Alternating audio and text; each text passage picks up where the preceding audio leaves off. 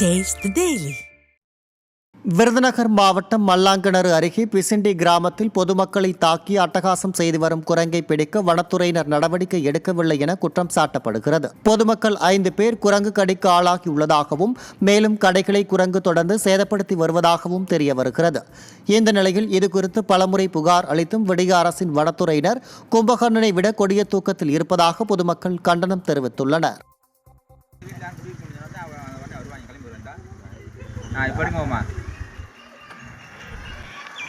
ஐயோ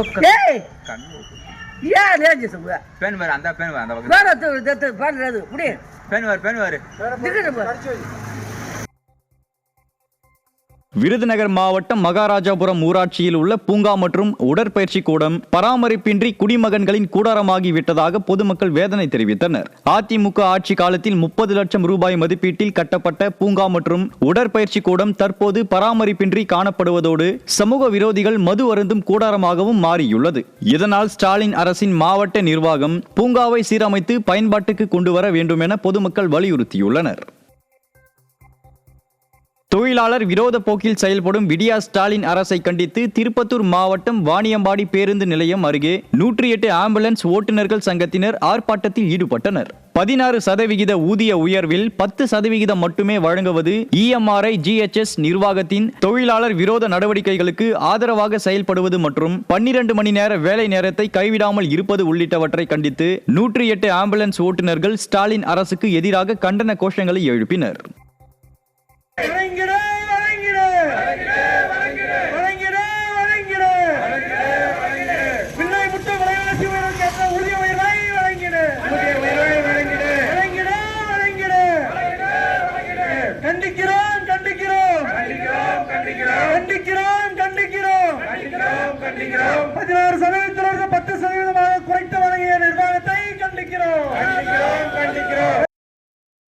வேலூர் மாவட்டம் கேவி குப்பம் அருகே பாலாற்றில் குளிக்க சென்ற மாற்றுத்திறனாளி தண்ணீரில் மூழ்கிய நிலையில் தீயணைப்பு துறையினர் காலதாமதமாக வந்ததால் மாற்றுத்திறனாளி பரிதாபமாக உயிரிழந்தார். கீழூர் பகுதியை சேர்ந்த குபேந்திரன் என்பவர் பாலாற்றில் குளிக்க சென்றபோது நீண்ட நேரமாகியும் கரைக்கு திரும்பாததால் தீயணைப்பு துறைக்கு தகவல் தெரிவிக்கப்பட்டது. ஆனால் தீயணைப்பு துறையினர் தாமதமாக வந்ததால் குபேந்திரனை உயிருடன் மீட்க முடியவில்லை. இதையடுத்து உறவினர்கள் சாலை மறியலில் ஈடுபட்டதால் பரபரப்பு ஏற்பட்டது. ராமநாதபுரம் மாவட்டம் ராமேஸ்வரம் அக்னி தீர்த்த கடற்கரையில் புரட்டாசி மாத பௌர்ணமி தொடங்குவதை முன்னிட்டு உலக நன்மை வேண்டி சேது மகா சமுத்திர தீர்த்த ஆரத்தி வழிபாடு நடைபெற்றது. முன்னதாக கலசத்தில் புனித நீர் ஊற்றி பூஜைகள் நடத்தி 6 குழந்தைகளுக்கு பாத பூஜை செய்து பட்டுப்புடவை மற்றும் வளையல்கள் வழங்கி சிவாச்சாரியார்கள் வேத மந்திரம் முழங்க சமுத்திரத்தின் முன் நின்று பெண்கள் மற்றும் புரோகிதர்கள் 4 புறமும் சமுத்திர ஆரத்தி காட்டினர். தொடர்ந்து புனித நீரை கடலில் விட்டு வழிபட்டனர்.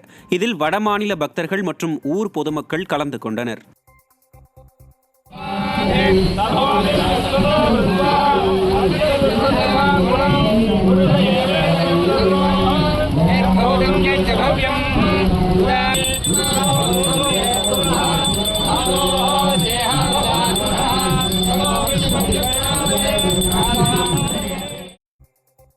நெல்லை மாவட்டம் பாபநாசம் பகுதியில் 60 ஆண்டுகளாக கோயில் நிலத்தில் வசிப்பவர்களை காலி செய்ய அழுத்தம் கொடுப்பதற்கு கண்டனம் தெரிவித்து இந்து சமய அறநிலையத்துறை இணை ஆணையர் அலுவலகத்தை மக்கள் முற்றுகையிட்டு மனு அளித்தனர்.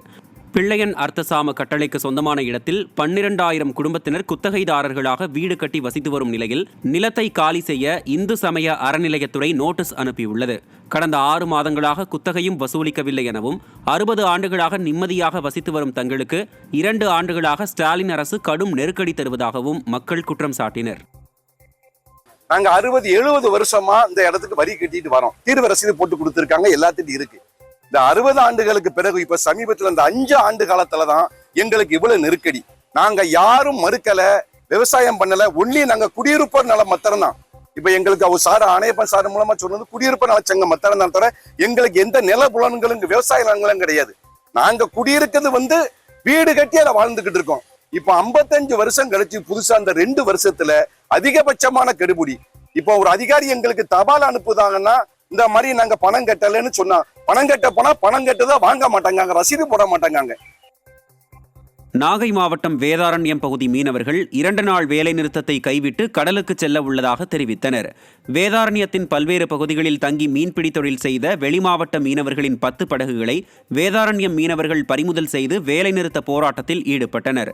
இந்நிலையில் ஆறுகாட்டுத்துறையில் நடைபெற்ற மீனவ பஞ்சாயத்தார்களின் கூட்டத்தில் கோடியக்கரையில் வெளிமாவட்ட மீனவர்கள் தங்கி மீன் பிடித்தால் அவர்களின் படகுகளை சிறைபிடிப்போம் என்றும் பிடிபட்ட 10 படகுகளையும் விடப்போவதில்லை என்றும் தெரிவித்த மீனவர்கள் இன்று முதல் கடலுக்கு செல்வதாக தெரிவித்தனர். நாமக்கல் மாவட்டம் திருச்செங்கோடு அடுத்த மல்லசமுத்திரம் பகுதியில் தனியார் கல்வி நிறுவனத்தில் ஒப்பந்த எலக்ட்ரீஷியனாக பணியாற்றிய நபர் பணியின் போது மின்சாரம் தாக்கி உயிரிழந்தார். கொசவம்பாளையம் பகுதியைச் சேர்ந்த பிரபு என்பவர் பணியின் போது எதிர்பாராத விதமாக மின்சாரம் தாக்கியதில் சம்பவ இடத்திலேயே உயிரிழந்தார்.